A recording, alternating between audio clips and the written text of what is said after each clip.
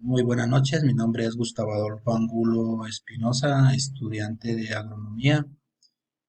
Pertenezco al CEA El Bordopatía Cauca, curso fitopatología, actividad fase 3, diagnóstico fitopatológico, tutor de Zambrano.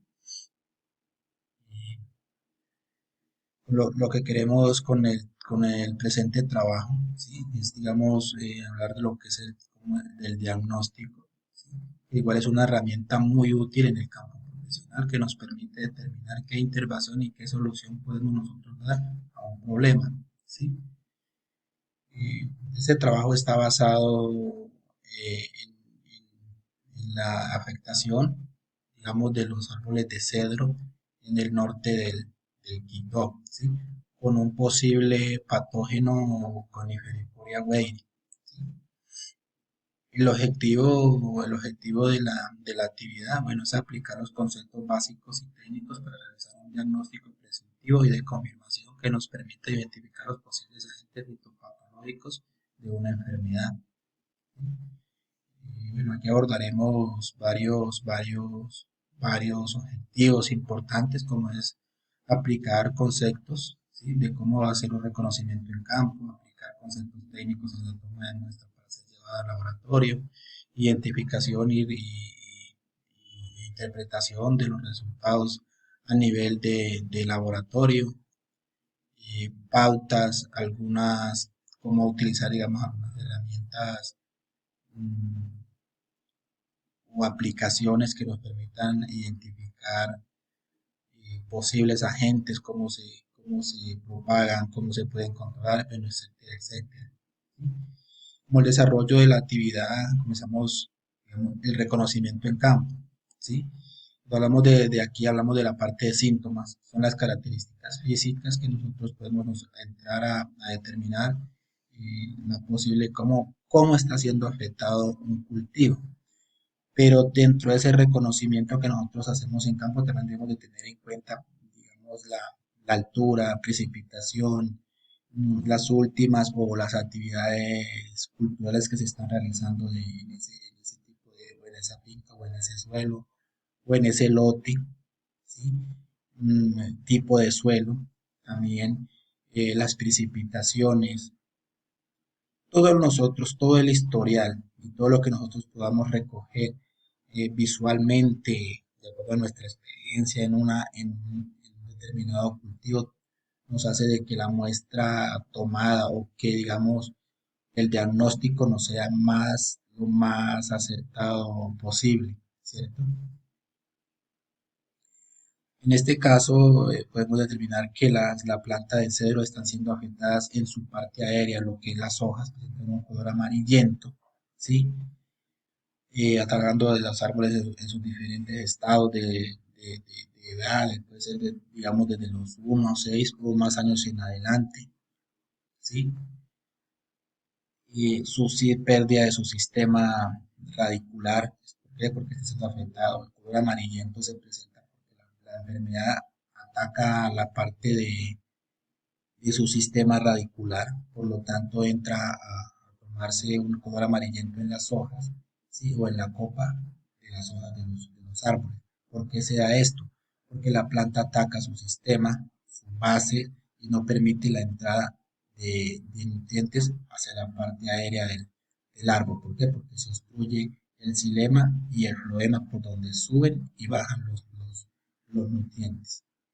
Por eso presenta este color amarillamiento, y al atacarle el sistema radicular va perdiendo su sistema y se pierde el anclaje del árbol, pues se pueden tener diferentes volcanes por razón de la lluvia o escorrentías, vientos, etcétera, etcétera.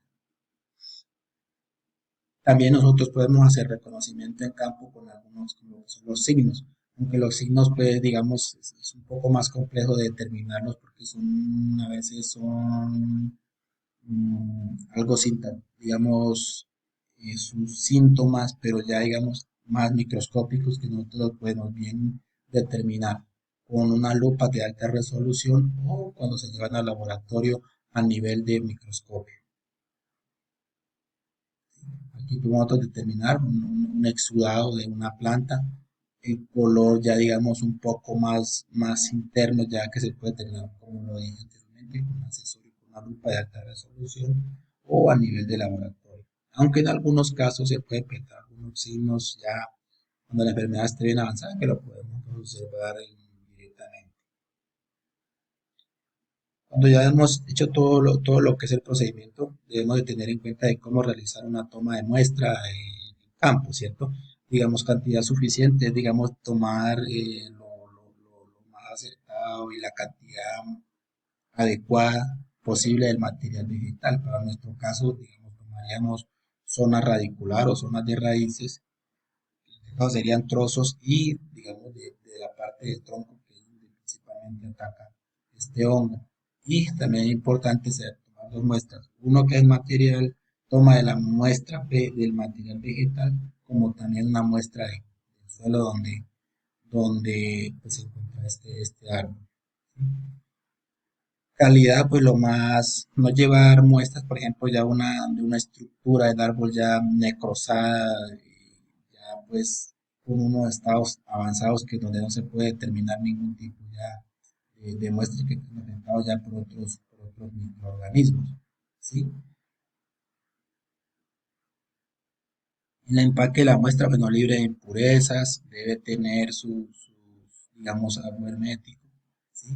Se le debe, digamos, la muestra no se coloca directamente sobre la bolsa, sino que la podemos nosotros recubrir. En mi caso, yo aconsejaría, digamos, con un papel más como de textura como las servilletas, ¿cierto? Porque eso con el fin de que de preservar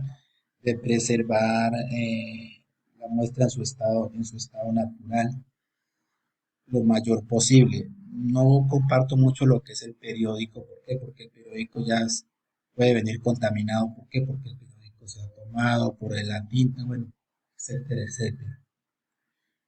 La bolsa o la muestra se debe rotular, se debe marcar con el nombre del propietario, el lote, el nombre de la finca, municipio, vereda, etcétera, etcétera.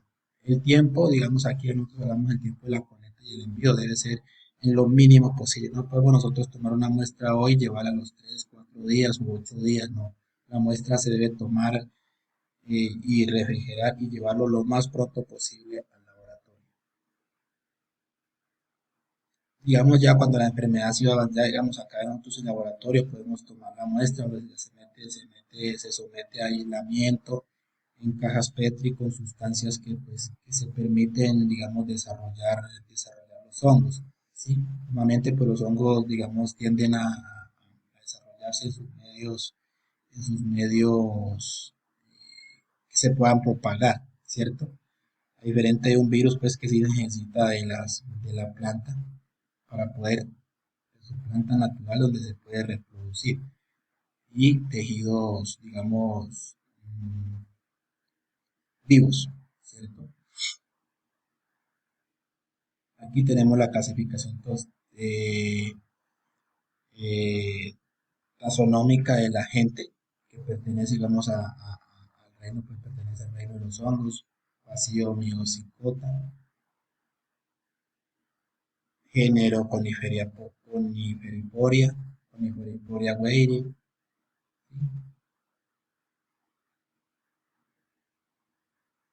Aquí, como su nombre nos indica, hace referencia pues aquí a el tipo de hongo, la parte más morfológica, macroscópica, lo que nosotros podemos observar a simple vista, como en este caso, ya cuando es la enfermedad avanzada, presenta este tipo de levantamientos o anillos. En este caso, ella hace lignificaciones, ¿sí? Trozos, se va levantando en láminas. Ya de una forma, pues, digamos, ya es la parte interna que nosotros la vamos a observar a nivel de laboratorio, cómo es el hongo en su parte interna. Bueno, aquí tenemos una imagen donde se pudo, digamos, tomada por la página o la herramienta de la EPO. ¿Sí? Aquí marca en Estados Unidos, pero también se presentó en Asia, ¿sí? Rusia, y por acá en los lados de Japón también hay presencia de esta enfermedad. Según esta aplicación, digamos, y por la entidad que vigila nuestro país, como es el ICA, no se ha registrado presencia de la enfermedad en nuestro país, ¿sí? Por lo tanto, sería una enfermedad nueva para nosotros, lo cual debemos de conocer, debemos de estar preparados con, digamos, con su conocimiento como se sintomatología, medio de propagación, el nivel de devastación y un posible control, ¿sí? Para cuando si en algún momento Dios no lo quiera, llegue a entrar a nuestro país, tengamos la forma de cómo contrarrestar el problema. ¿Sí?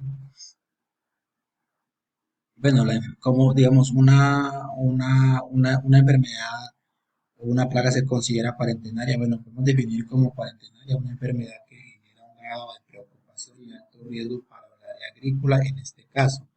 Y las entidades oficiales reglamentadas para cada país hacen una vigilancia estricta de su comportamiento y propagación interna y externa. O sea, digamos, cuando las entidades, como en este caso el ICA, ¿sí? Mantienen, y una enfermedad es definida como ya parentenaria, que puede ser para control o erradicación, digamos, del mundo, ¿cierto? Pues no permite que vengan, se hace un control exhaustivo en las sabanas, para las entradas al país, para evitar que entre o que también salga algún material infectado o contaminado, ¿sí? O que también venga libre de este tipo de enfermedades, ¿sí? Nosotros podemos considerar una enfermedad de alto riesgo, ¿por qué? Porque es una enfermedad que destruye, pues, y es bastante destructiva de los árboles de cedros, ¿sí? Que son una planta, o sea, son árboles que utilizan en la parte maderable, se utiliza mucho en la madera y que genera un impacto, pues, económico en muchas familias, ¿sí? Entonces, y que también es una planta que se puede, que la podemos utilizar para, y se utiliza para la conservación de medio ambiente, pues, en estas zonas húmedas de Colombia. Por lo tanto, sí, sería muy indispensable de que se tome como una enfermedad cuarentena para ser vigilada por las diferentes entidades de control de cada país. Como conclusiones, bueno, podemos concluir con este trabajo que el reconocimiento en campo que podemos realizar en un determinado cultivo nos va a permitir hacer un diagnóstico preciso o de confirmación para identificar los posibles patógenos presentes en el cultivo. Las técnicas o pautas aprendidas en el desarrollo de este trabajo nos permitió ampliar conocimientos y experiencias que pueden ser técnicos o prácticos, teóricos que nos podamos nosotros aplicar a nuestra vida laboral o como futuros profesionales del agro. Y tenemos las citaciones o las referencias bibliográficas de los materiales consultados. Y no siendo más, me despido. Muchas gracias por su atención.